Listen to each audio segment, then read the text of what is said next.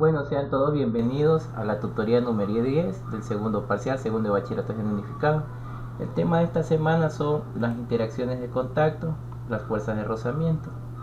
El objetivo que tenemos es que vamos a aprender a describir estos fenómenos que aparecen en la naturaleza, analizando las características más relevantes y las magnitudes que intervienen para progresar en el dominio de los conocimientos de la física, de menor a mayor profundidad para aplicarlas en las necesidades y potencialidades de nuestro país.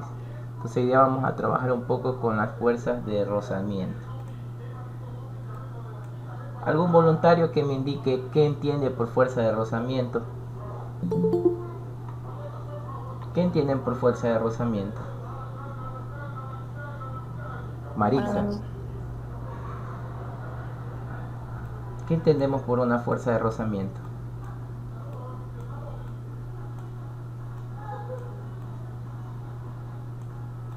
¿Algún voluntario? Hamilton, ¿qué entiendes por fuerza de rozamiento? Que roza una superficie, me imagino. Muy bien, Giraldo. Básicamente, la fuerza de rozamiento es cuando existe un roce en la superficie. Exactamente, eso es lo que quería escuchar. La fuerza de rozamiento se la clasifica dentro de las interacciones de contacto. Recordemos que en tutorías anteriores de la tutoría 5 vimos las leyes de Newton y vimos que las fuerzas se pueden clasificar según su naturaleza. La primera fuerza que encontramos era la fuerza normal, que era perpendicular al suelo, ¿no es cierto? Y que siempre formaba un ángulo de 90 grados. Luego vimos lo que era también la fuerza de tensión, cuando veíamos diferentes objetos tensionados por materiales que se pueden tensionar. Luego vimos lo que era la fuerza gravitatoria, conocida como peso. Luego vimos también una fuerza conocida como la fuerza neta, ¿sí? Y hoy día vamos a escribir lo que es la fuerza de roce. Todas estas son fuerzas y como ustedes saben, todas estas fuerzas, su unidad de medida es el Newton. ¿Qué tipo de magnitudes son? Son magnitudes escalares. ¿Por qué son, magnitudes vectoriales? ¿Por qué son magnitudes vectoriales? Porque son vectores que tienen un origen, tienen un sentido que es la puntita de la flecha y tienen una dirección. Dependiendo de este sentido de la flecha va a cambiar la dirección. ¿Sí? Esa dirección siempre está o es referente a un ángulo. Cuando hablamos del sentido hablamos a la puntita de la flecha. Ahora sí que ya hemos hecho esa pequeña introducción, vamos a lo que nos interesa, saber qué son las fuerzas de roce. Cuando nosotros hablamos de fuerzas de roce, estamos hablando de aquellas fuerzas de rozamiento que son una consecuencia del rozamiento que existe entre la superficie de dos objetos y que están en contacto, oponiéndose al movimiento relativo entre estos. Sus características determinadas experimentalmente son las siguientes. Primero, que es paralela a la superficie de contacto y siempre se opone al movimiento relativo de los objetos implicados y es proporcional a la fuerza normal. Segundo, depende de la naturaleza de dicha superficie, aunque no del área del contacto entre los cuerpos. La naturaleza y rigurosidad de las superficies determinan el coeficiente de rozamiento. Miren, aquí aparece una palabra muy importante, el coeficiente de rozamiento. La fuerza de rozamiento entre los sólidos es el producto del coeficiente de rozamiento y la fuerza normal. Ahora ustedes me dirán, profesor, ¿qué es el coeficiente de rozamiento? En física, el coeficiente de rozamiento se lo describe con la letra griega micro. Esto es lo que me indica el coeficiente de rozamiento. Es un valor, una magnitud escalar que dependiendo de la superficie, como mencionó Giraldo, que esté rozando, va a ir variando ese valor. ¿Sí? Es un valor muy pequeño y dependiendo de la superficie va a tener un valor o una constante llamada constante de rozamiento. Por ejemplo, se me ocurre, el asfalto. Tiene una constante de rozamiento de 0.5. Eso nos ayuda a determinar todas las fuerzas que estén involucradas en ese fenómeno, como es el movimiento cuando existe una fuerza de roce.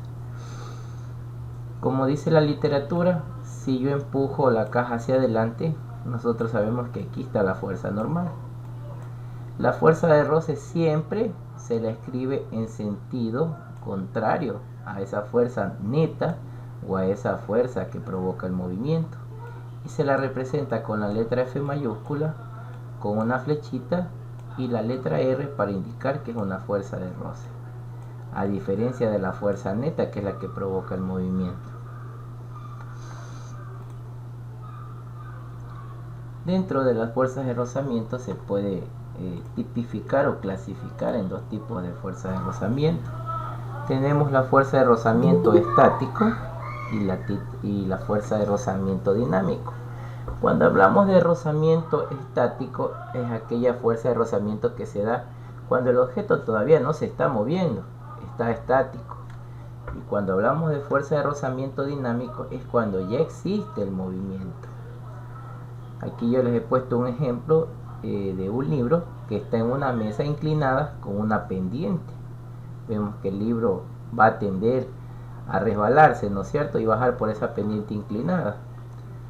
Entonces, se puede decir que antes que empiece a moverse el libro, está con una fuerza de rozamiento estático, que actúa cuando el cuerpo no se desliza, aunque sobre él existe una fuerza externa, por lo que su valor será igual a esta. Si esta es fuerza F aumenta, también lo hace la fuerza de rozamiento, y alcanzando su valor máximo justo antes de que el cuerpo empiece a deslizarse sobre la superficie. ¿Qué quiere decir? Que el valor máximo de la fuerza de rozamiento estático está cuando justo el libro empieza ya el movimiento, y ahí se puede decir que está la fuerza de rozamiento estático máximo.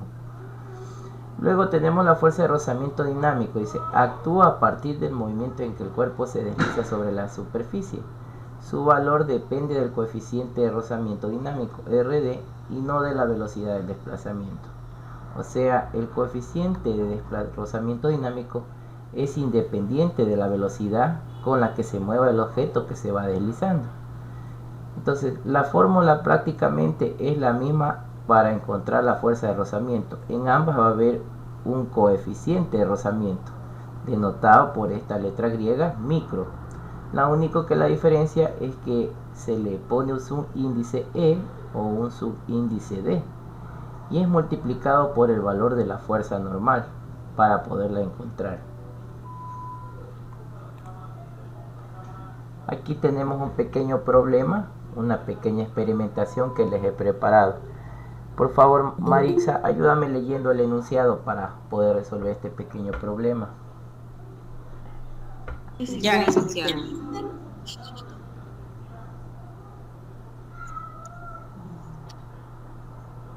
Experimento número 1. Considera el caso del ejemplo anterior donde ahora existe razonamiento entre el libro y el plano inclinado, siendo 0,20 y 0,10 respectivamente los coeficientes de razonamiento estático y dinámico. Razona si el bloque comienza a deslizarse y, en caso afirmativo, calcula con qué aceleración lo hará. ¿Cómo determinaría experimentalmente el valor del coeficiente de razonamiento estático? Muy bien, Marisa. Estático. Pues en esta pequeña experimentación lo que nos indica el problema es igual que el ejemplo anterior que les había puesto. El mismo ejemplo, tenemos un libro que está en un plano inclinado. Ya me da los valores del coeficiente de rozamiento. El 0.20 es cuando existe el rozamiento estático, o sea, cuando todavía el libro no lo aflojamos y lo tenemos suspendido en ese plano inclinado. Y el 0.10 es cuando ya empieza a moverse. Entonces vamos aquí a ver, dice que necesitamos razonar si el bloque comienza a deslizarse y cómo calcular la aceleración. Entonces en toda experimentación o en todo fenómeno físico, en todo problema físico, siempre es importante comprender qué es lo que necesitamos aquí, comprender qué es lo que ha sucedido. Entonces déjenme que ayudar con la plumita para indicarles. Entonces, como pueden observar aquí en esta gráfica, lo primero que yo tengo que hacer aquí es hacer un diagrama de cuerpo libre.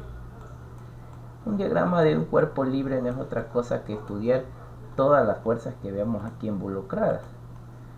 Aquí este gráfico ya me da una ilustración de qué fuerzas nomás veo. Yo sé entonces que hacia arriba siempre vamos a tener una fuerza normal, denotada por la letra N mayúscula, ¿no? Déjenme aquí ponerles para indicarles. Entonces, al momento que hacemos el diagrama de cuerpo libre, estamos sacando aquí primero una fuerza normal. La fuerza normal es la fuerza que tienen todos los objetos, ¿sí?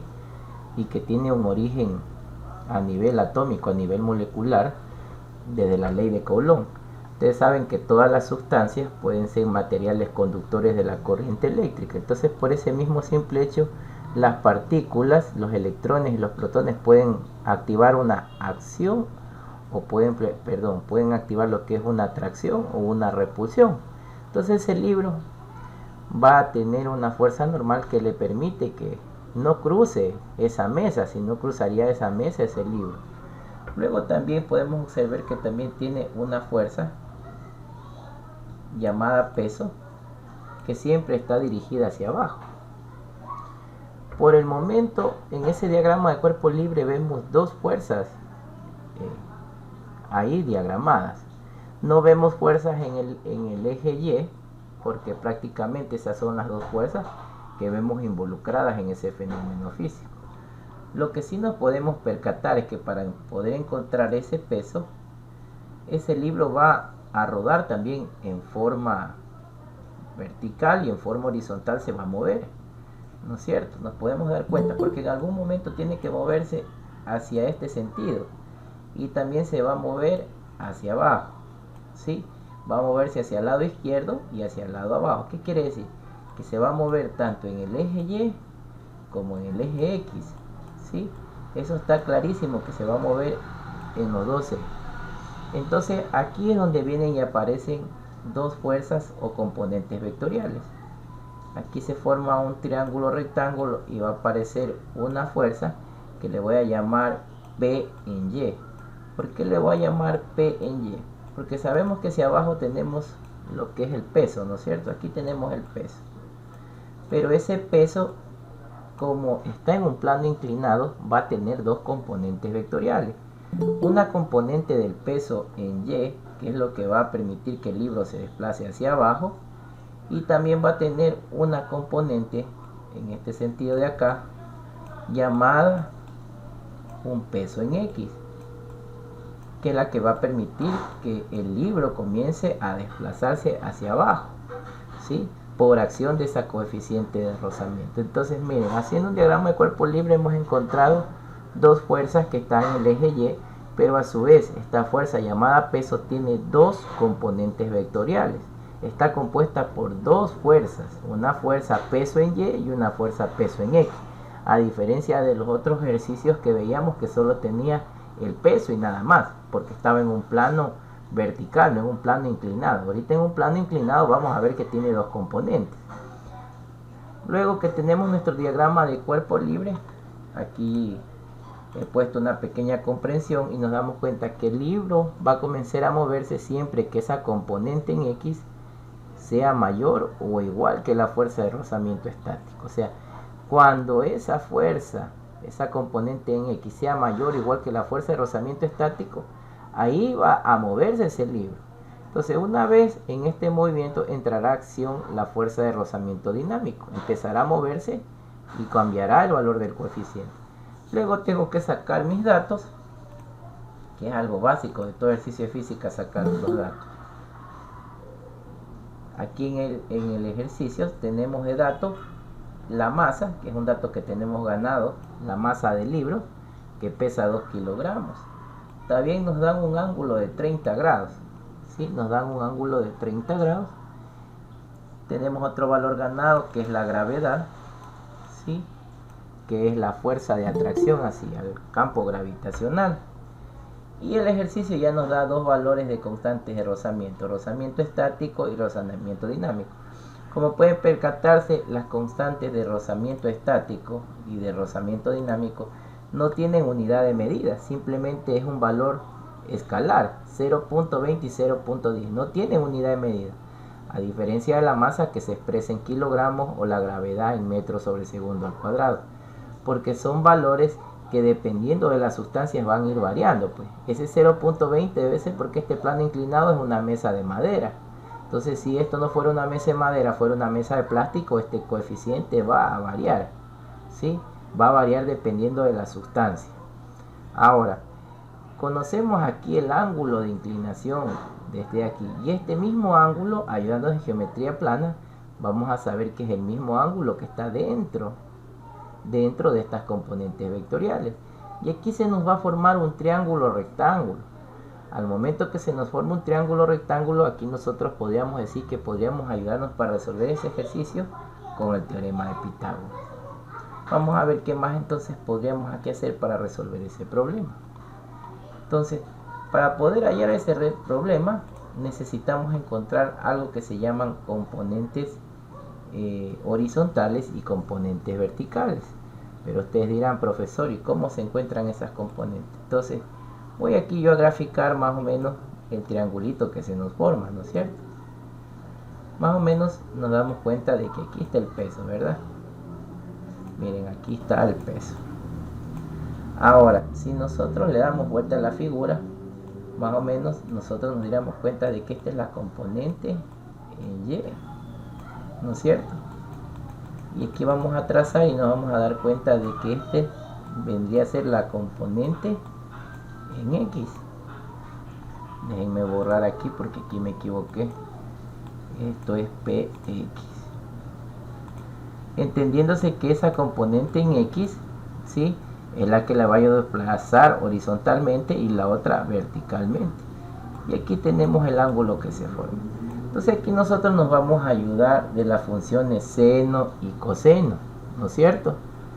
Ahora vamos a ver, recordemos a qué era igual la función seno en trigonometría y matemáticas. ¿Quién se acuerda que era igual a la función seno? ¿Algún voluntario que se acuerde que era igual a la función seno? Entonces, en trigonometría, la función seno de un ángulo era igual al cateto opuesto sobre la hipotenusa, ¿no es cierto? Cateto opuesto sobre la hipotenusa. En este caso, mi cateto opuesto, yo me percato que es esto de aquí, ¿no es cierto? Entonces, si yo esto hiciera analogía, es como decir que el cateto opuesto es igual a la componente en X, ¿sí? Y la hipotenusa vendría a ser el lado más largo del triángulo, que vendría a ser en este caso el peso, que es la fuerza gravitatoria.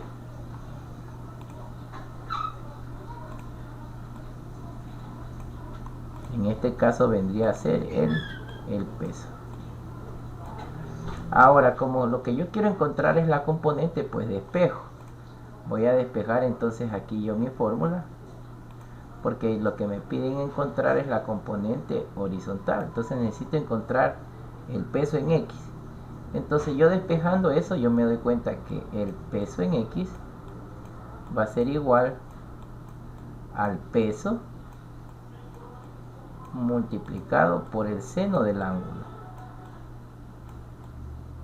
ayudándome del teorema de Pitágoras. Ahora, ustedes saben también que este libro va a empezar a moverse, entonces me está diciendo que voy a ver la segunda ley de Newton involucrada. ¿Qué decía la segunda ley de Newton? Que el peso es igual a la masa por la gravedad, ¿verdad? Entonces reemplazo este peso de aquí con lo que valga, ¿sí?, que es masa por gravedad. Y ahí es que logramos obtener la fórmula para poder encontrar el peso de forma horizontal. Una vez que ya tengo la fórmula, pues el resto ya es básico. Reemplazo el valor de masa con los 2 kilogramos. La gravedad 9.8 metros sobre el segundo al cuadrado y multiplico por el seno de 30 grados. Eso me da un valor de 9.8 newton. Déjenme abrir la calculadora para que se den cuenta de que esto es verdad. Ya les voy a abrir la calculadora para comprobar. Mientras yo abro la calculadora, ustedes pueden ir verificando en casa y si tienen alguna pregunta pueden activar sus micrófonos. Miren, entonces aquí lo que he hecho es multiplicar los 2 kilogramos por 9.8, que es la gravedad, y multiplicarlo por el seno del ángulo de los 30 grados. ¿Cuánto me da eso? 49 sobre 5. Lo convierto esto entero, me da que es un valor de 9.8 newton, que es el valor calculado. Ahora, una vez que yo ya tengo calculado mi componente horizontal, ¿para qué yo calculo la componente horizontal? Porque el problema me pide encontrar la fuerza de roce. Necesito saber cuál es esa fuerza de roce, esa fuerza que se va a pronunciar aquí. Porque en un momento dado, cuando inicie el movimiento, va a haber aquí una fuerza de roce, ¿sí? Y también va a haber aquí una fuerza neta. Y entonces, ¿qué nos decía la literatura? Si la fuerza neta es hacia adelante, la fuerza de roce debe ser en sentido contrario hacia donde se manifieste ese fenómeno. Entonces estamos hablando que la fuerza de roce se la tendría o se la vería involucrada en este sentido, hacia acá. Entonces miren, como algo que solamente lo estudiamos de forma vertical, ahora también lo vamos a estudiar de forma horizontal. Luego aplicamos aquí la fórmula que nos dice que la fuerza de rozamiento estático es igual al coeficiente de rozamiento estático. ¿Cuánto vale el coeficiente de rozamiento estático? Vale 0.20 multiplicado por la fuerza normal. Pero ¿qué pasa? Que aquí la fuerza normal no la conocemos, pero nos podemos dar cuenta que en este caso la fuerza normal, si se percatan, la componente en Y es el mismo valor de la fuerza normal, solo que tiene sentido contrario. Entonces podríamos reemplazar y decir que en vez de multiplicarlo por la fuerza normal, vamos a multiplicarlo por el valor de la componente en Y. Y de la misma forma, si P de X encontramos con una función seno, significa que P de Y la vamos a encontrar ahora con una función coseno, ¿sí? ¿Se recuerdan la función coseno? ¿Qué decía la función coseno? Decía que el coseno de un ángulo es igual al cateto adyacente sobre la hipotenusa en el teorema de Pitágoras. Entonces aquí ¿qué pasa? ¿Qué pasa? Ahora, ¿cuál es el cateto adyacente? Es que el cateto adyacente vendría a ser el que está al lado del ángulo. Quiere decir que entonces aquí va a ser la componente ahora en Y dividido para el peso. Ahora aquí yo necesito despejar mi fórmula para encontrar meramente solo la componente en Y, porque esto es lo que necesitamos. Entonces yo voy a decir, bueno, mi componente en Y, que es mi componente vertical, va a ser igual a ¿qué? Al coseno del ángulo multiplicado por ¿qué? Multiplicado por el peso. Y con eso yo reemplazo.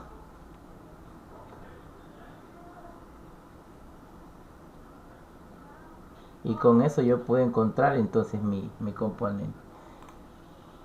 Entonces, ¿qué es lo que he hecho aquí yo en el problema? Pues he reemplazado, como esta fuerza normal es la misma que la componente en Y, solamente que cambia el sentido. ¿Qué quiero decir? Que si esto vale 4 newton, esto también vale 4 newton, solo que la una es hacia arriba y la otra es hacia abajo.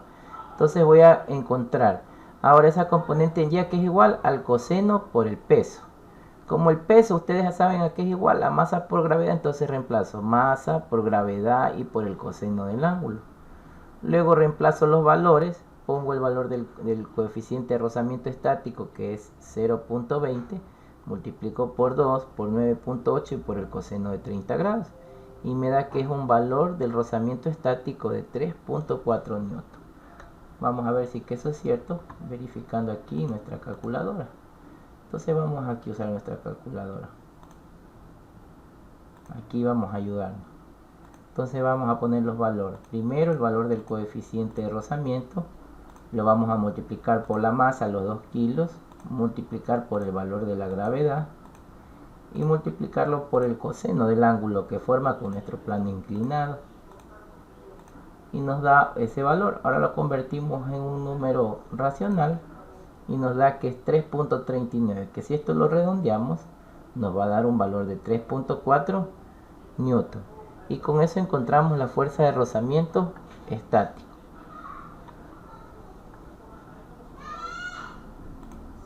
Ahora, ¿qué nos faltaría aquí? Encontrar, a ver y deducir que como la componente en X es mayor a la fuerza de rozamiento estático, significa que el libro en ese momento ya va a comenzar a moverse. ¿Sí? En ese momento va a comenzarse a moverse por ese plano inclinado. Para calcular con qué aceleración lo hará, vamos a calcular con la segunda ley de Newton. ¿Sí? Nos vamos a acordar la segunda ley de Newton. Aquí les voy a recordar cuál era la segunda ley. La segunda ley mencionaba que la fuerza es igual a la masa por la aceleración, ¿no es cierto? Pero con eso no vamos a poder encontrar. Entonces necesitamos aquí ver qué fuerzas se ven involucradas, ¿no es cierto? Entonces de nuevo aquí vamos a hacer un diagrama de cuerpo libre. Vamos a cortar la sustancia y vamos a hacer un diagrama de cuerpo libre. Ahora ya no vamos a estudiar las fuerzas de plano horizontal, sino las fuerzas de plano horizontal, ya no de vertical sino horizontal, en el eje X. Entonces aquí que nos damos cuenta que aquí primerito ¿qué va a haber? Va a haber una fuerza de roce, ¿no es cierto? Y hacia acá, hacia adelante, vamos a ver que está la componente en X, que es la que hace que se mueva el libro, ¿no es cierto? Entonces, ¿qué se decía en la primera ley de Newton? Que todas las fuerzas en un eje van a sumar 0, ¿no es cierto? Entonces empiezo sumando las fuerzas. ¿Qué fuerzas veo en este plano horizontal? Veo la fuerza de roce y el peso. Entonces, aquí lo he puesto el peso. Entonces, ¿qué voy a decir? Peso o componente del peso en X. ¿Y por qué uso un signo menos? Porque esta fuerza de roce está en sentido contrario, diferente hacia donde va cayendo el libro. Entonces, menos la fuerza de rozamiento dinámico va a ser igual a esa fuerza neta con la que se va a mover el libro. Ahora, esa fuerza neta, ¿a qué es igual? A la masa por la aceleración. Y por eso reemplazo con la masa por la aceleración. Luego, como lo que me pide calcular es la aceleración del libro, pues me ayudo de despeje de fórmula. Y lo que necesito es tener la letra o la magnitud vectorial, la aceleración solita. Entonces esta masa está multiplicando, pasa a dividir. Y me voy a dar cuenta que la aceleración es igual a la componente del peso en X menos la fuerza de rozamiento dinámico y dividido para la masa. Luego reemplazo, la fuerza de rozamiento dinámico es igual al coeficiente de rozamiento dinámico multiplicado por la masa, por la gravedad y por el coseno del ángulo. Porque nos ayudamos aquí del teorema de Pitágoras. Luego reemplazamos todos esos valores. Ya tenemos que el valor de la componente en X era 9.8 newton menos 0.10 por 2 por 9 y por el coseno. Y lo dividimos para los 2 kilogramos. Y nos da que es un valor de 4.1 metros sobre segundo. Miren entonces cómo pudimos encontrar la aceleración con que ese libro se va a desplazar con esa fuerza neta hacia abajo. Por último, vamos a determinar el valor del coeficiente de rozamiento estático cuando colocamos el libro sobre la superficie horizontal y la inclinamos poco a poco cuando comience a resbalar. Entonces aquí se va a cumplir de que la componente en X va a ser igual a la fuerza de rozamiento estático. Entonces vamos a reemplazamos con las funciones que encontramos, la fórmula que encontramos en el teorema de Pitágoras. Reemplazamos aquí y nos vamos a dar cuenta que la fuerza de rozamiento estático es igual a la coeficiente estático por la masa, por la gravedad y por el coseno del ángulo. Luego, aquí lo que hacemos es lo siguiente, dejen poner colores para que se den cuenta. Entonces miren, esto de aquí es esto con otro color para que entiendan, no se me vayan a confundir.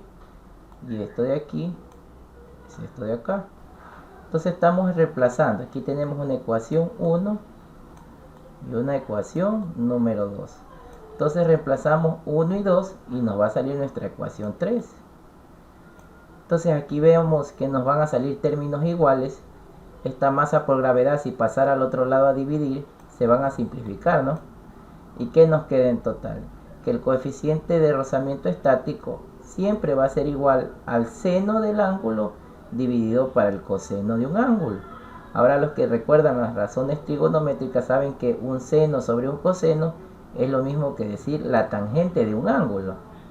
Entonces, así midiendo la inclinación con un transportador podemos calcular el valor del coeficiente de rozamiento estático.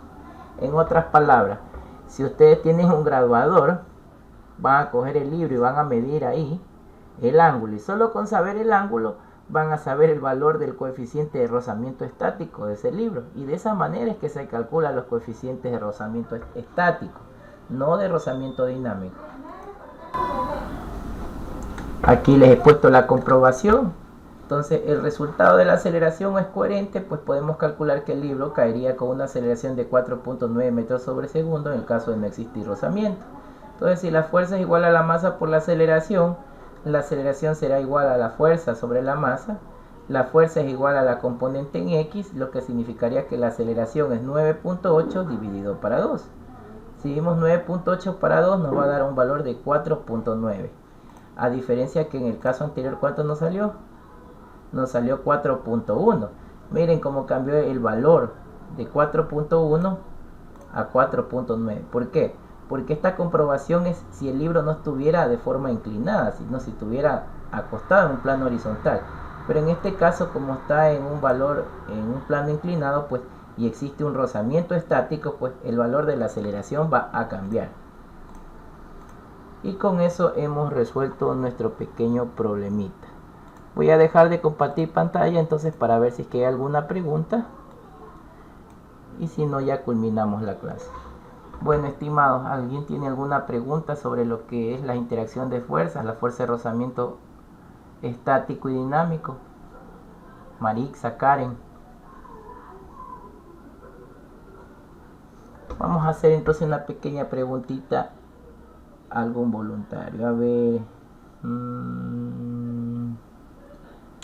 Joana, activa por favor tu cámara y tu micrófono. Sin miedo, activa tu cámara y tu micrófono. Dígame, licenciado. Muy tranquila, no te me pongas nerviosa. Entonces, ¿qué era la fuerza de roce?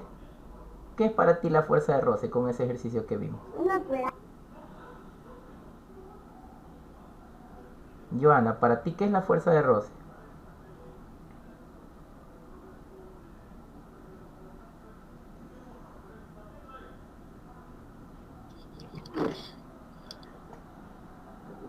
¿Te escuchamos, Joana? Parece que tuvo problemas hoy. Bueno, vamos entonces a retomar. Una fuerza de roce no es otra cosa que una fuerza que es el producto cuando una sustancia o un objeto interactúa con otro objeto, ¿no? El libro está encima de otro objeto, en este caso es una superficie, una mesa. Ahí siempre vamos a ver una fuerza de roce. Y ahorita que estoy sentado en la computadora, ustedes que están sentados en sus medios tecnológicos escuchando la clase, están manteniendo una fuerza de roce, solamente que es una fuerza de roce estático. Al momento que ustedes se empiecen a mover, esa fuerza de roce se va a llamar una fuerza de roce dinámico.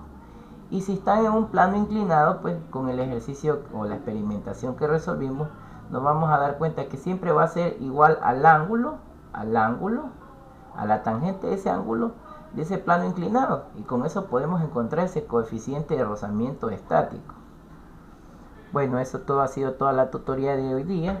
Les ruego por favor que activen la cámara y nos vemos de aquí la semana que viene. Voy a parar la grabación.